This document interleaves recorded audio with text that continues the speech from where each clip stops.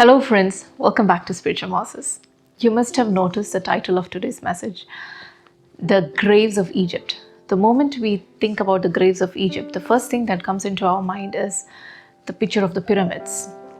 In ancient Egypt, they had different kinds of graves. They had the pyramids, they had the mastabas, they had the Valley of the Kings and the Queens, where they would bury the kings and queens in caves that were amazingly decorated with multiple rooms inside of them. And then they had another type of graves which they called the mass common graves. These were graves that they used to bury the slaves in Egypt. And these graves were outside the city, away from where people lived, and in the desert. And people would be just, so many bodies, dead bodies of slaves would be dumped in together and they would be buried.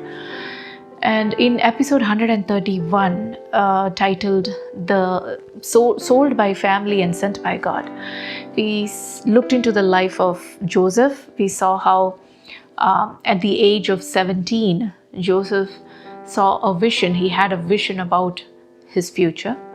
And at the age of 30, he became the ruler of Egypt. He became second in command only to Pharaoh. So he was essentially the ruler of the entire land of Egypt. And he was treated as royalty by the Egyptians. And later on in the Bible, as we read the book of Genesis, we see that Joseph brings his father and the rest of his family members to Egypt, and he settles them there in one of the best places possible in Egypt. And towards the end of the book of Genesis, in chapter 50, we see that Joseph is now about to die, and he calls the rest of the Israelites to him, and he tells them that I am about to die, and I know that the Egyptians are going to give me a grand royal burial. They might put me in one of the pyramids, and so I don't want to be buried here. I want to be taken from here to the land of Canaan, because I know that the Lord who made a promise to our forefathers, Abraham, Isaac, and Jacob, is faithful to fulfill his promise. A day is coming when soon he is going to take you guys out of Egypt and take you to the promised land, Canaan. At that time, please take my body along with you. I don't want to be buried here in Egypt. Do you see this man? He had a vision even on his deathbed. He knew what's going to come. He knew how things are going to happen, and he had a desire to go to the promised land. And how do we know that Joseph's body would have been treated as royalty by the Egyptians? Because in the beginning of this chapter, in Genesis chapter 50, we see that Jacob, Joseph's father, dies. And when Joseph goes to Pharaoh to take permission from him to go to Canaan with Jacob's body, all of Pharaoh's officials, all the dignitaries in Pharaoh's courts, they all go, accompany Joseph. Along with him, they go to the land of Canaan to bury Jacob, Joseph's father. And it says in the beginning of that chapter that the physicians who served under Joseph, they embalmed the body of Jacob. They mummified his body, and it took them 40 days to do that. They treated Jacob's body as royalty. And in fact, it says that the Egyptians mourned over Jacob's body for 70 days. If this is how they treated Joseph's father Jacob, just imagine how they would have treated Joseph, whom they literally worshipped as one of their kings. And Joseph knew what was coming, and so he was like, no, I don't want that grand treatment here in Egypt. I want to go to the land of Canaan. I want what God promised to my forefathers to happen in my life too. And so we see a man with a vision over here, even on his deathbed.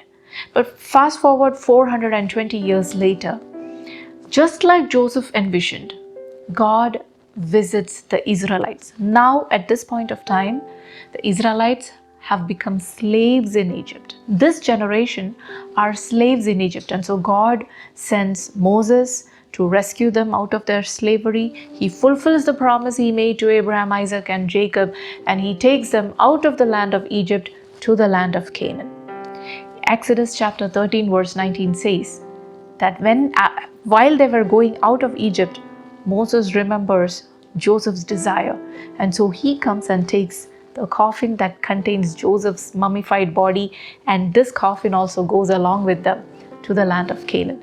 In Genesis chapter 50, the last verse says that when Joseph died, the Egyptians mummified his body and placed his body in a coffin. They did not put him in a pyramid because he did not desire that, and so they placed him in a coffin, and this coffin is now traveling along with the Israelites to the land of Canaan.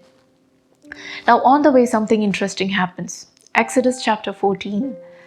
The Israelites, this generation, they start rebelling against Moses, and they make a statement over there, verse 11 and verse 12.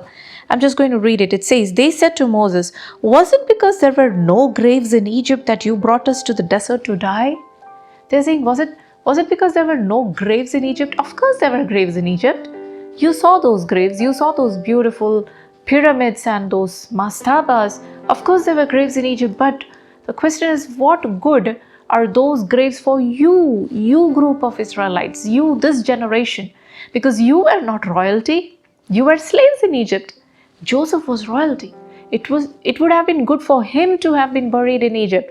But for you would have been just thrown in one of those mass graves in one of those deserts in Egypt. But you are looking back to Egypt and you are crying for that.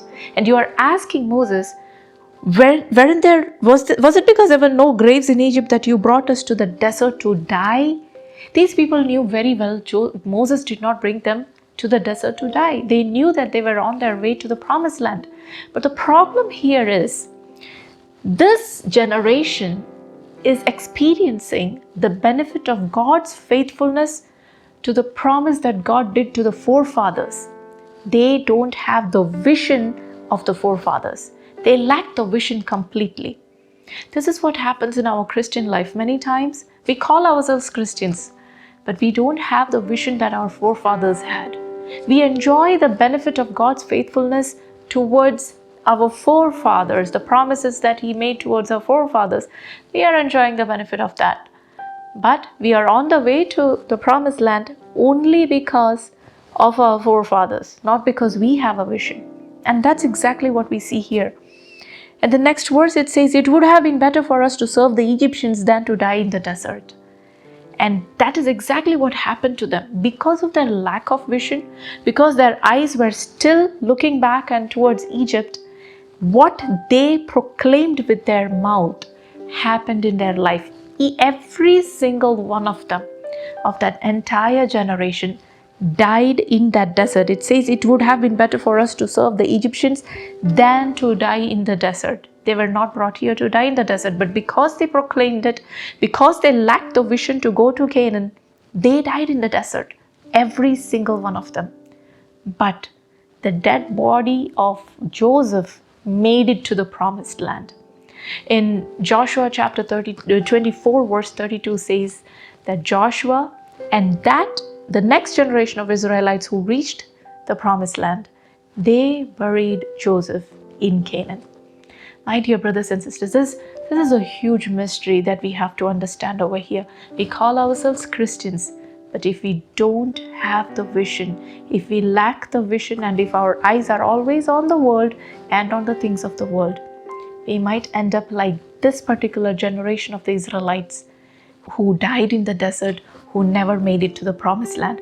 So let us be like Joseph, having a vision till our last breath, knowing that we are on a journey, that we don't belong to the world, taking our eyes off from the world and from the things of the world, and keeping our eyes focused on Jesus, making sure that we are on our journey onto the promised land, and we will reach there just like Joseph did. God bless you.